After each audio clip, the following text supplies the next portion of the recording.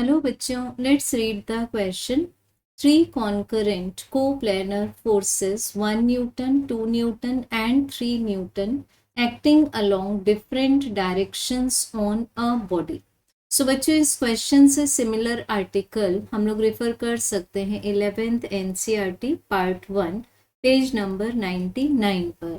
Question में given है हमें एक बॉडी, तो मान लेते हैं इस बॉडी का मास है m और ये बॉडी अभी प्लेस्ड है पॉइंट O पर और इस पर तीन फोर्सेस एक्ट कर रहे हैं which are 1 newton, 2 newton and 3 newton and these forces are concurrent. तो इसके लिए सबसे पहले जो हमें एक इम्पॉर्टेंट पॉइंट गिवन है, concurrent means they are acting at a single point of the body but इनके डायरेक्शंस डिफरेंट हैं। तो हम लोग ऑप्शंस के अकॉर्डिंग काम करने की कोशिश करेंगे। यहाँ सबसे पहले ऑप्शन में बोला है कि बॉडी इक्विलिब्रियम में होगी अगर 2 न्यूटन और 3 न्यूटन राइट एंगल पर एक्ट करें।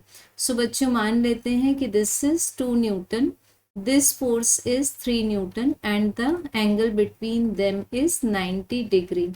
अब इनका जो रिजल्टेंट बनेगा, डेफिनेटली इनका जो रिजल्टेंट बनाएंगे हम पैरेललोग्राम लॉ से, जो कि कॉमन डायगोनल से रिप्रेजेंट होगा, इसको मान लेते हैं एफ आर।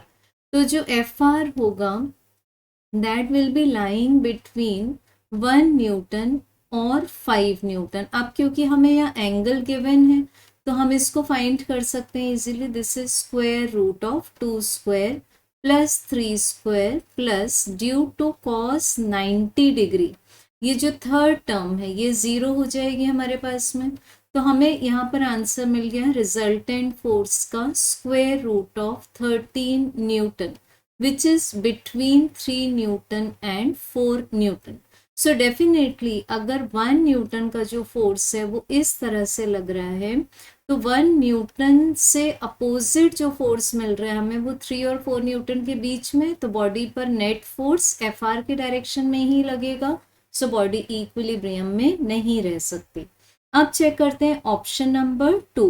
ऑप्शन 2 में बताया हमें कि बॉडी इक्विलिब्रियम में रह सकती है अगर 1 न्यूटन और 2 न्यूटन राइट एंगल पर एक्ट करें, लाइक दिस कि मान लेते हैं this force is 1 newton and this force is 2 newton and इनके बीच का एंगल है हमारे पास में 90 डिग्री।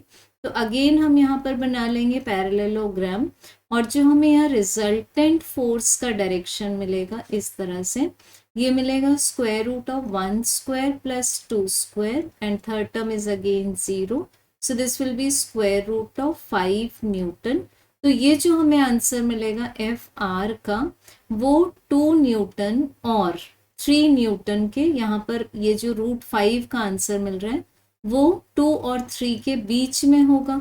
अब ये जो थर्ड फोर्स लग रहा है इस पर, अगर ये एग्जैक्ट अपोजिट फोर्स भी हो, we are taking if word, अगर ये बिल्कुल अपोजिट फोर्स भी हो तो भी यहाँ पर हम देख सकते हैं कि ये इक्विलिब्रियम में बॉडी नहीं होगी क्योंकि दोनों फोर्सेस एक दूसरे को कैंसिल नहीं कर सकते हैं।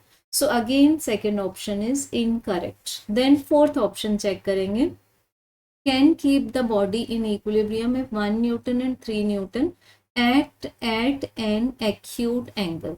सो मान लेते हैं यहाँ ऑप्शन नंबर 3 के लिए डायग्राम में this is 1 newton and this force is 3 Newton और हम 2 न्यूटन को किसी और डायरेक्शन में मान लेते हैं, दिस इज 2 न्यूटन। तो अब हमें इनका जो रिजल्टेंट मिलेगा वो जो हम कॉमन डायगोनल से रिप्रेजेंट करेंगे उसका आंसर 2 न्यूटन एंड 4 न्यूटन के बीच में लाई करेगा।